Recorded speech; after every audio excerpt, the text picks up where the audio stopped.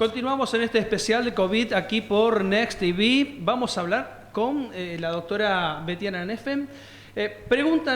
Dos preguntas en este segmento. La primera, con las pastillas anticonceptivas. Me imagino que usted, como especialista en ginecología, tiene muchas consultas. Sí. ¿Qué está sucediendo? ¿Si se pueden seguir tomando? ¿Qué pasa? Sí, todo surgió, yo creo que se exacerbaron las preguntas a partir de que se publicó esto del COVID relacionado con la tendencia a ser protrombótico o a traer trastornos de coagulación intravascular, trombosis periférica, trombosis pulmonares, y se asoció a que las pastillas anticonceptivas hormonales, las que tienen estrógenos sobre todo, que son las que son de uso más común, tienen en el componente estrogénico algo de protrombótico. Entonces, las consultas llovieron, sobre todo creo que puede haber 3 escenarios diferentes. Uno es el del adolescente, preguntando, ¿las dejo? Total, no me veo con mi novio, estamos en cuarentena, las suspendo porque la pastilla anticonceptiva me puede promover a que yo haga alguna trombosis si me agarro el COVID. Claro. Y en realidad no es así, es justamente la indicación es no suspenderla. Cuando una pastilla anticonceptiva se suspende, la paciente vuelve a cero y al cabo de 4 semanas de haberla dejado, cuando la retomaría, que volvería a estar en contacto con su pareja, reiniciaría sus relaciones sexuales y COVID siguiera en marcha, es como que al retomar un método anticonceptivo estaría expuesta nuevamente al riesgo de trombosis que estuvo al haber iniciado el método anticonceptivo. Claro. Los primeros 2 o 3 meses de toma de una pastilla con estrógenos está más expuesta. Esa es una de las preguntas que más surgían. Así que la recomendación era no dejarlas. Otro tema en anticoncepción que surgió mucho es el tema del puerperio. El puerperio es el posparto. El posparto aumenta muchísimo el riesgo de trombosis en la paciente, sobre todo dentro del primer mes posparto. Entonces, también estaba la necesidad de que la paciente, sobre todo en la parte pública, tiene su bebé y por todo esto del COVID, poco acceso restringido, centros periféricos dedicados a otro tipo de cuestiones o la redistribución del personal de salud, no sabes cuándo la volvés a captar a esa paciente. Entonces ahí es donde estamos apuntando a los LARC, a los métodos de larga duración. Y estos métodos de larga duración, sobre todo los que tienen progestágenos, o sea, no las pastillas, por ahí, de acuerdo al rango etario de la paciente, el dispositivo subdérmico, el famoso Implanon, que lo que hace es dejar una anticoncepción duradera de 3 años y es un método que no necesitas captar a la paciente para controlarla. Vos lo colocás al implante y ya está. La paciente no necesita ningún control posterior por si no la captás por un periodo prolongado. O los inyectables, volvimos a usar bastante los inyectables también, que tienen una durabilidad mayor, o aquella que es más cumplidora, una pastilla anticonceptiva con un progestágeno, sin estrógeno, justamente por esto de coronavirus y el evento protrombótico de un posparto inmediato. Y asegurarnos que la paciente se vaya de alta con la anticoncepción ya pautada. Siempre se atendió a esto, pero ahora más que nunca por la posibilidad de no volver a captarla. Claro. O la dificultad.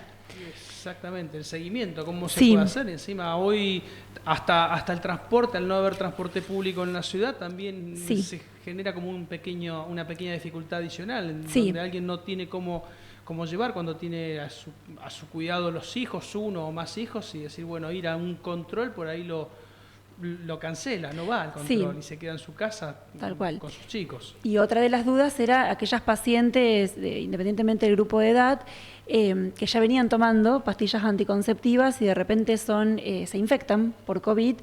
También un poco indicar que si la infección es leve, está en su casa, sin cuidados intensivos, no es necesario suspender el método anticonceptivo, así sea hormonal y tenga estrógenos. Si la patología, la infección es leve, no hay necesidad de suspendérselo. Distinto es si la paciente tiene criterio de internación o cuidados intensivos en donde va a estar en reposo, ya de por sí una patología como el COVID, como tantas otras patologías que pueden llegar a requerir terapia, trae inmovilización y riesgo de trombosis agregado. A este tipo de pacientes sí hay que suspenderle las pastillas anticonceptivas que tienen estrógenos y dejarlas o sin anticoncepción hasta el tiempo que se recupere o eventualmente pasarla a un método anticonceptivo permitido si así lo necesita. Claramente. La segunda pregunta, sí. Casi 2 meses ya de vigencia del aislamiento obligatorio en el país, también aquí en la ciudad.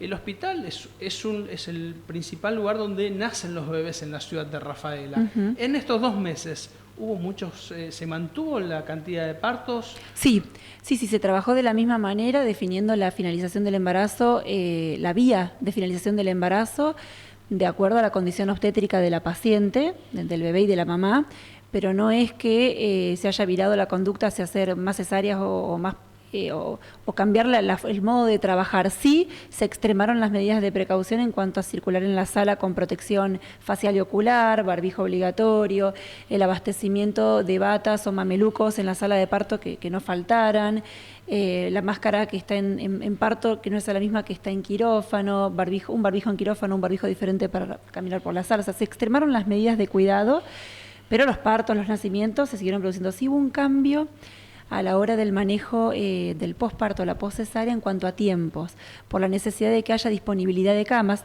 no porque han faltado, sino siendo previsores, se pautó el alta un poquito más precoz. Al día y medio de haber parido, se la externaba a la paciente, citándose para un estudio posterior al bebé de manera ambulatoria. Antiguamente hacíamos 48 horas de internación obligatoria y la mamá se iba con todo el screening del bebé realizado. Ahora se evolucionaba el bebé, 24 o 36 horas de acuerdo a la necesidad, y se externaba con uno de los estudios pendientes que se lo citaba después de manera ambulatoria. Eso cambió este tiempito. ¿Hay más partos naturales o por cesárea? Depende. Está repartido. Hay más por cesáreas, tal vez. Bien. Sí. Vamos a kinesiología y respiradores. Bueno, han llegado más respiradores al hospital en ese lugar. Y bueno, y vos estás muy vinculada al tema. ¿Cómo se hace el mantenimiento de esos equipos? ¿Vos estás en ese área o no?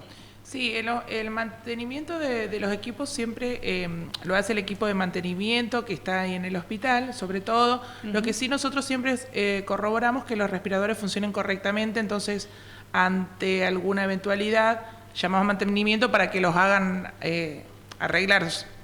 Pero bien, estos respiradores que han llegado son todos nuevos, se han probado todos. Siempre uno tiene que hacer una calibración del respirador antes de ponérselo al paciente.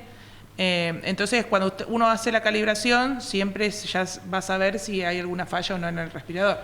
Bien, y la otra pregunta que tiene que ver con una práctica. ¿Vos sabés entubar o no? ¿Aprendiste? No. La intubación la hace el médico por lo general. Sí. Uno sabe cómo hacerlo, pero por lo general siempre es el médico el encargado de la intubación. Salvo que sea muy necesario, lo podríamos hacer nosotros. Lo que manejamos vía aérea, por ejemplo, a la hora de hacer, el médico por lo general hace traqueotomía percutánea y el kinesiólogo maneja lo que es la vía aérea, porque está el paciente con el tubo mientras el médico está haciendo la traqueo. Entonces uno va manejando el tubo y se va fijando, pero no intubamos. Bien, aquí seguimos en el especial Soles. No sé si tenés alguna consulta aquí también para las doctoras, pero me imagino que vos también desde tu mirada de mujer tenés algunas. Obviamente, porque en esto tendrán también las doctoras, también los kinesiólogos, la parte que vamos a hablar ahora como para cerrar este bloque, que es la parte que dejó allí el doctor Gustavo de Simone, que es la parte humana, la contención. Imagínate la sensibilidad de las futuras mamás en este momento con todos los miedos. La ginecóloga es la persona que tiene que darle esa seguridad, doctora Nefer, ¿no? Sí, es así. Nos está costando un poco porque a la hora de el control obstétrico se está haciendo asistir a la paciente solita, sobre todo por estos tiempos, como para mantener salas de espera circulantes, poca gente en la sala de espera, el distanciamiento social necesario. Salvo casos puntuales, la paciente está asistiendo solita a su control obstétrico, pero bueno, por ahí sí con videollamadas o compartiendo algún videíto de la consulta, o traen ellas grabada alguna pregunta del papá como para incorporarlo también a la consulta, porque el papá también va a ser papá, ¿no? Exacto. Y en los momentos del nacimiento, por ahora, como estamos tranquilos y en realidad si nos seguimos cuidando todos, como que uno está esperanzado en que siga así, los papás están presenciando el parto, acompañando el parto, en todo momento, desde el trabajo de parto hasta en la sala de parto y el puerperio, con los cuidados necesarios. Por ahora transmitirle tranquilidad también en ese sentido, que por ahora venimos muy bien, entonces creo que vale la pena cuidarnos. Los papás que se animan. Sí. Los papás que se animan. Exactamente. La mayoría. Así es. Valeria, y una pregunta sobre los respiradores es, ¿hay más kinesiólogos hoy formados, capacitados para el manejo de esta tecnología que cuando aparece esta pandemia, con la posibilidad, por suerte hasta aquí no lo hemos necesitado así, pero con la posibilidad de que sean muchos más respiradores los que se tengan que utilizar, nos enteramos que, bueno, es algo que no lo puede usar cualquiera ni lo puede maniobrar cualquiera? ¿Hay más kinesiólogos hoy capacitados en respiradores? Bien, sí, acá en Rafaela somos un grupo de unos 7, 8 kinesiólogos que hacemos kinesiología respiratoria más o menos. Lo que sí se estuvo haciendo desde el Círculo de Kinesiólogos fue una formación a kinesiólogos que no están formados en kinesiología cardiorrespiratoria o intensivista, y se le dio como una base, lo básico, como para que si llegamos a necesitar demanda de kinesiólogos, sepan cómo actuar frente a esta situación de armar un respirador, y tengamos gente que trabaje con nosotros, porque con 8 kinesiólogos solamente en la ciudad, si se desbordaba, no iba a alcanzar. Pero el manejo correcto y lleva muchos años, pero esto es como para poder en esta pandemia, si se llegaba a necesitar la cantidad de kinesiólogos, por lo menos tener un equipo más amplio. Sí. Hacerle frente, así es. Y la humanización, de lo que hablaba el doctor Gustavo Simone en desarrollo humano, ya el haberle cambiado la palabra desarrollo social por desarrollo humano habla de esa otra mirada, ¿no? De esa mirada más amplia, más integral y ahora más que nunca transversal. O sea, en el momento que cambiamos el nombre, algunas propuestas era por esto, porque lo social era como quedaba chico. Y porque realmente la palabra está humanizar, y escuchándolo al doctor, lo que uno escribe en un programa y lo deja en un Word, es lo básico, pero lo que uno hace en el cara a cara y en territorio, y con las profesionales y los equipos de agentes territoriales, realmente el significado y la puesta en práctica de la palabra desarrollo humano.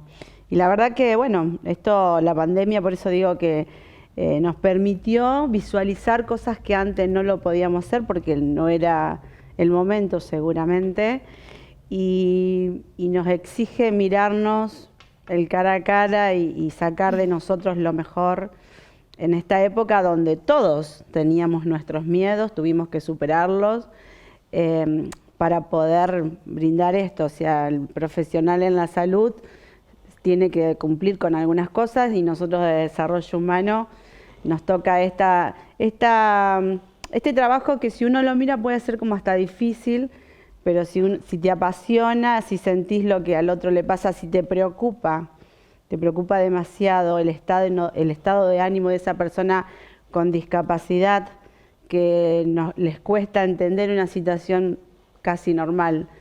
Hoy mucho más necesita que la mirada sea distinta.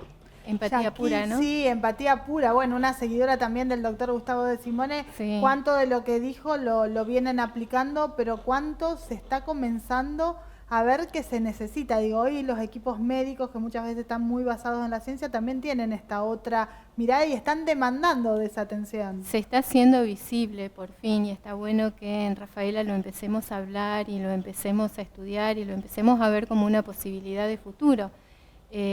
Porque por supuesto los médicos son personas resilientes que también sufren como todo ser humano. Entonces se van planteando muchas cosas, nosotras los vamos viendo. Si bien acompañamos gente en el proceso de buen morir, nos encontramos con gente y con médicos que a veces podemos hablar con el médico y compartir la situación por la que está pasando el médico, y a veces podemos hablar solamente con la familia, donde la familia nos dice, el médico me dice que ya no hay nada más que hacer. Entonces, acá es un trabajo de educación y de reeducación conjunta, donde por ahí sería bueno invitar a los médicos a que cambien su perspectiva sobre el morir. Empezar a humanizarnos cambiando la perspectiva sobre el morir. Entender que curar tiene un límite.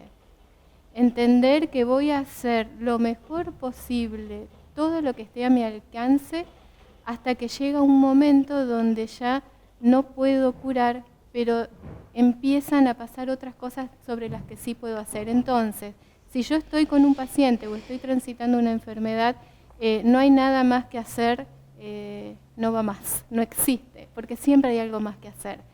Por ahí no puedo curar como estoy acostumbrado una patología, pero te puedo acompañar, puedo seguir a tu lado, te puedo orientar, te puedo escuchar, simplemente te puedo agarrar la mano y estar mirándote.